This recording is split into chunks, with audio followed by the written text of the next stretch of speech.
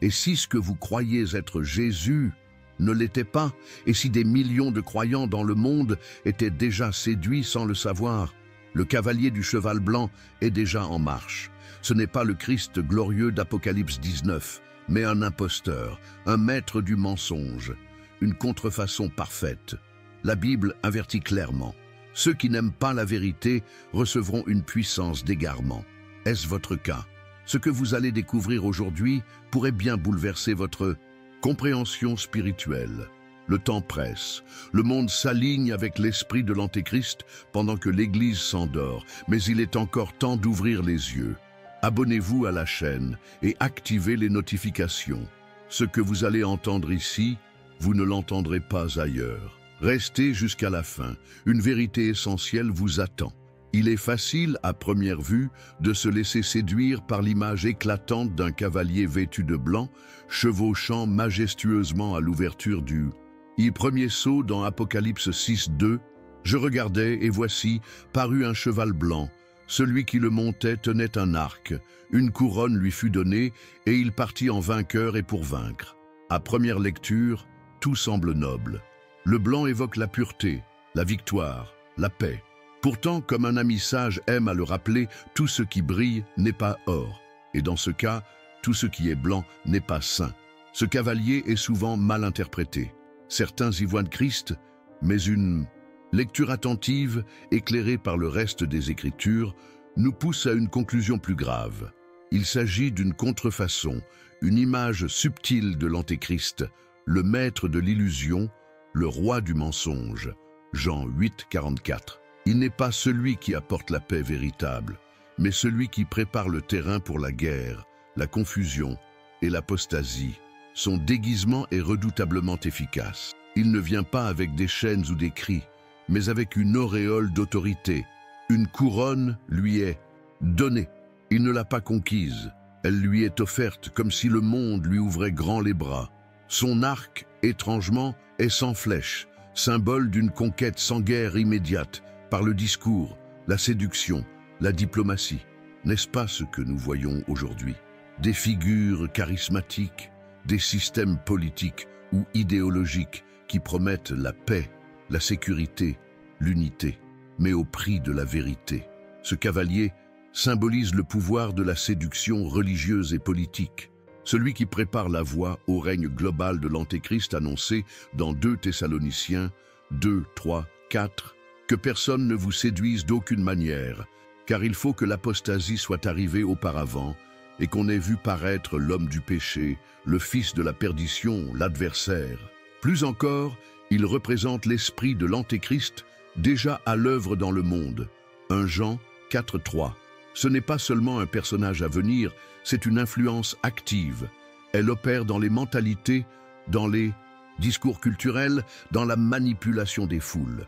Elle propose une foi sans croix, un salut sans repentance, une église sans Christ. Et l'humanité, avide de solutions rapides et rassurantes, lui tend les bras. Les grandes idéologies, les faux réveils spirituels, les mouvements qui exaltent l'homme plutôt que Dieu, tout cela entre dans cette dynamique. Ce cavalier est un miroir déformant. Il reflète ce que le monde veut croire, mais en déforme la réalité pour mieux tromper.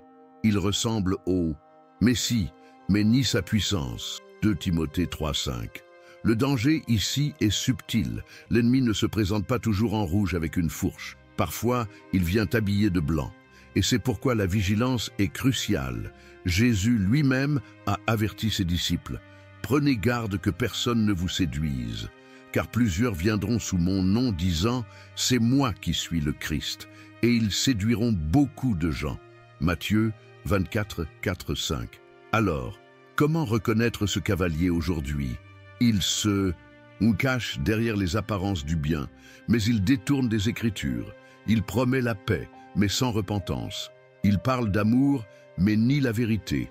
Il ne mène pas au Dieu vivant, mais à un système où l'homme est au centre. C'est une contrefaçon spirituelle parfaite. Ce sujet nous confronte à une vérité inconfortable. Le monde est prêt à accueillir ce cavalier. L'attrait de la paix sans vérité, de la spiritualité sans Christ, est immense.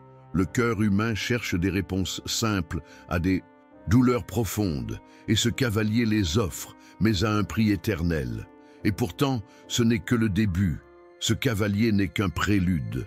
D'autres suivront.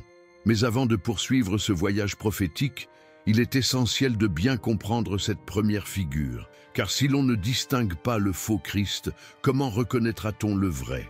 L'apôtre Jean, exilé sur l'île de Patmos, reçoit une révélation qui transcende le temps et l'espace. Il est invité à monter plus haut, à voir ce que l'œil humain ne peut saisir sans la lumière divine. Et alors, dans Apocalypse 6, 1-2, l'apôtre décrit l'un des moments les plus solennels de cette vision. « Je regardais quand l'agneau ouvrit un des 7 sceaux, et j'entendis l'un des 4 êtres vivants dire d'une voix comme le tonnerre, « Viens !» Je regardais et voici parut un cheval blanc. Ce n'est pas simplement une scène spectaculaire, c'est le début d'un déploiement prophétique majeur, l'ouverture du premier des 7 sceaux. L'agneau, c'est-à-dire le Christ glorifié, brise le sceau et aussitôt un mouvement se déclenche dans le monde spirituel et terrestre. Chaque sceau ouvert par l'agneau n'est pas seulement une annonce, il provoque un changement réel dans l'histoire de l'humanité. Le premier cavalier apparaît sur un cheval blanc, symbole classique de pureté et de victoire. Mais ici, l'intention est plus subtile. Ce cheval n'est pas porteur de paix véritable, mais de tromperie camouflée en lumière. L'arc qu'il tient est, sans flèche, un détail intrigant. Ce n'est pas une guerre frontale, mais une conquête silencieuse, une prise de pouvoir par l'illusion, l'influence, la persuasion. La couronne qui lui est donnée, non conquise, montre que son autorité est offerte par ceux qu'il séduit. Le monde l'accueille. Il part en vainqueur et pour vaincre, une progression calculée, inexorable, presque inaperçue au départ. Ce n'est pas un choc brutal, mais un glissement progressif vers un ordre mondial détaché de la vérité divine. Jean ne donne pas de nom à ce cavalier. Il laisse au lecteur le soin de discerner. Mais ce silence apparent est un appel à la vigilance spirituelle. Le début des sceaux nous montre que la tromperie est la première étape de la fin. Avant les guerres, les famines et la mort, il y a l'illusion. Et cela en dit long sur la stratégie du mal. Cette vision est donc bien plus qu'un symbole. Elle est une alerte prophétique. Jean voit, dès l'ouverture du premier sceau, que les bouleversements de la fin commencent non pas par le chaos, mais par une séduction subtile. Et combien aujourd'hui reconnaissent cette dynamique à l'œuvre dans notre monde. Mais ce n'est là que le premier acte. D'autres sceaux seront ouverts, révélant des réalités encore plus dures à regarder. Es-tu prêt à voir ce qui vient ensuite? À première vue, le cavalier d'Apocalypse 6 et celui d'Apocalypse 19 semblent similaires. Tous deux montent un cheval blanc, portent une couronne et viennent en apparente victoire. Mais là s'arrête la ressemblance, car si le premier est trompeur, le second est la vérité incarnée. Dans Apocalypse 19, 11, 16, Jean déclare « Puis je vis le ciel ouvert, et voici parut un cheval blanc. Celui qui le montait s'appelle fidèle et véritable, et il juge et combat avec justice. » Ici, le nom est clair, l'identité sans ambiguïté. Ce cavalier, c'est Jésus-Christ, revenant en gloire pour établir son règne. Contrairement au cavalier du premier sceau, celui-ci porte plusieurs couronnes, diadéma, symbole royaux absolu, non une couronne offerte mais méritée. Il est revêtu d'un vêtement teint de sang, signe du sacrifice déjà accompli. Son arme n'est pas un arc vide, mais une épée tranchante sortant de sa bouche. V15, image puissante de la parole de Dieu qui juge et délivre. Là où le premier conquiert par la ruse, le Christ conquiert par la justice. Là où l'Antéchrist reçoit une couronne des hommes, le Fils reçoit l'autorité du Père. Matthieu 28, 18. Un cavalier d'Apocalypse 6 séduit. Celui d'Apocalypse 19 expose la vérité, détruit le mensonge et établit la paix véritable. Ce contraste est fondamental. Il révèle combien le faux peut ressembler au vrai, mais ne résistera jamais à la lumière. Celui qui revient dans Apocalypse 19 ne cherche pas à plaire ou à manipuler. Il vient rétablir la justice divine avec ses armées célestes, portant un nom que nul ne connaît que lui-même. V12, rappel de sa divinité insondable. Et toi, reconnaîtras-tu sa voix quand il viendra? Ou suivras-tu celui qui lui ressemble, mais ne porte pas son cœur? Lorsque l'on observe le cavalier du premier sceau, Apocalypse 6.2, 3 symboles se détachent, un cheval blanc, un arc sans flèche et une couronne donnée. Chacun d'eux, à première vue, évoque la noblesse, la puissance, la victoire.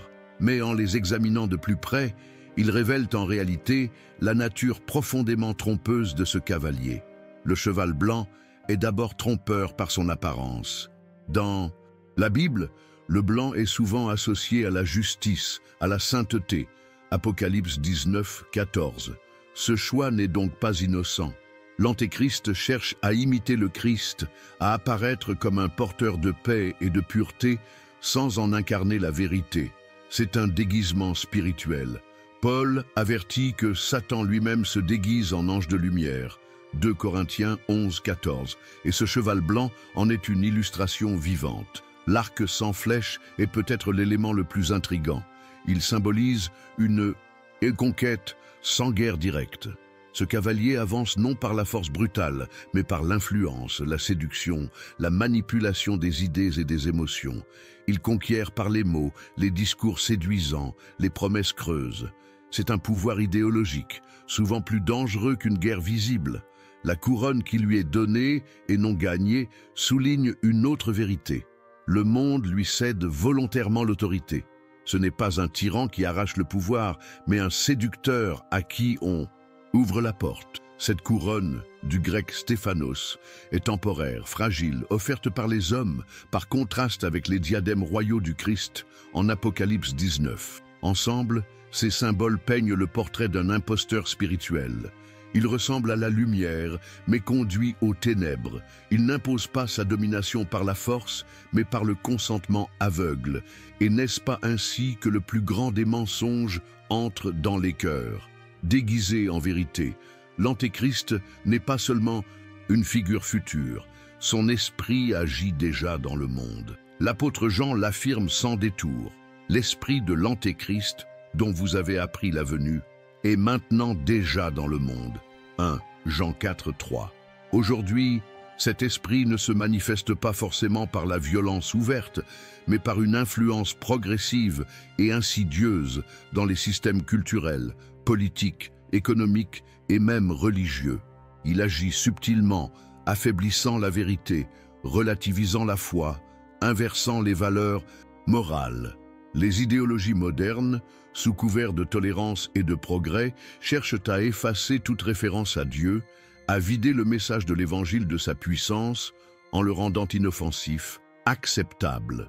Des discours séduisants promeuvent une unité mondiale sans repentance, une spiritualité sans croix, une paix sans justice. Tout cela prépare les esprits à accueillir un faux sauveur, un Messie universel qui promettra ce que seul Christ peut réellement donner. Les technologies, les réseaux sociaux, les systèmes de contrôle global, bien qu'en apparence neutres, deviennent des outils puissants entre les mains de cet esprit. Ils façonnent la pensée collective, propagent des narratifs contraires à la vérité biblique et créent une dépendance à un monde sans Dieu. Mais le plus troublant, c'est que beaucoup ne voient rien.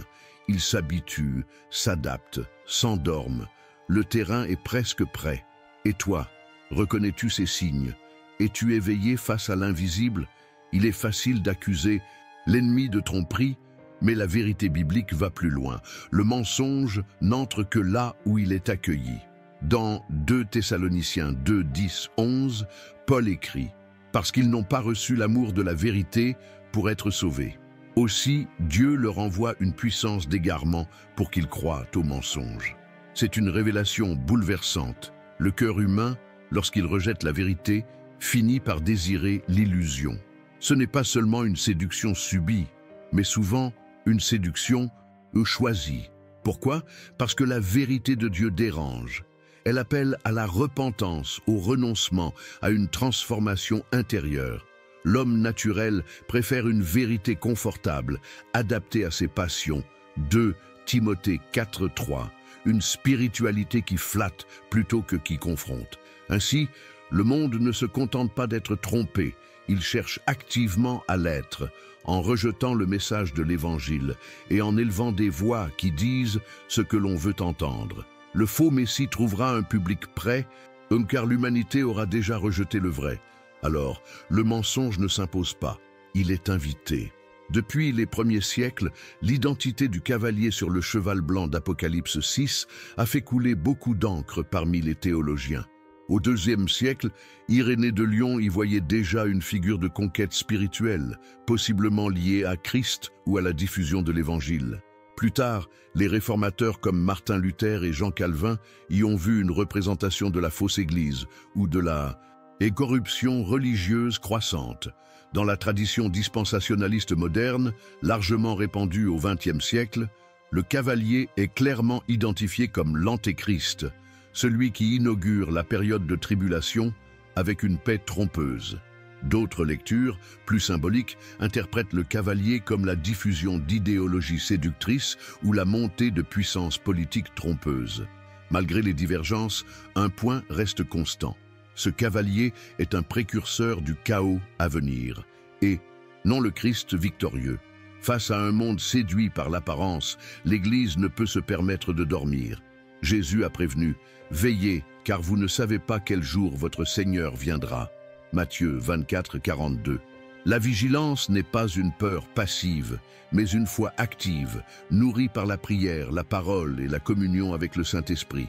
L'Église doit discerner, enseigner, avertir, non pas avec panique, mais avec autorité et compassion. C'est le temps de revenir à l'essentiel, de se détacher des séductions du monde et de s'attacher fermement à la vérité de l'Évangile. Le discernement devient une arme spirituelle vitale. Veiller, c'est aussi aimer la vérité plus que le confort, chercher la face de Dieu plus que les solutions humaines. C'est rester éveillé pendant que le monde s'endort sous l'illusion. Et si ce texte t'a réveillé un peu, alors écoute bien. Le temps n'est pas à la crainte, mais à la préparation. Pensez-vous que le cavalier du cheval blanc agit déjà dans notre génération? Avez-vous déjà perçu l'ombre de la séduction spirituelle autour de vous? Partagez votre expérience dans les commentaires. Votre témoignage peut réveiller d'autres consciences. Abonnez-vous et activez les notifications pour ne pas manquer les prochaines révélations. Et si vous voulez aller plus loin, regardez la vidéo suivante. Comment reconnaître un faux prophète selon la Bible? Que Dieu vous éclaire et vous garde. À bientôt, Sébastien Benoît.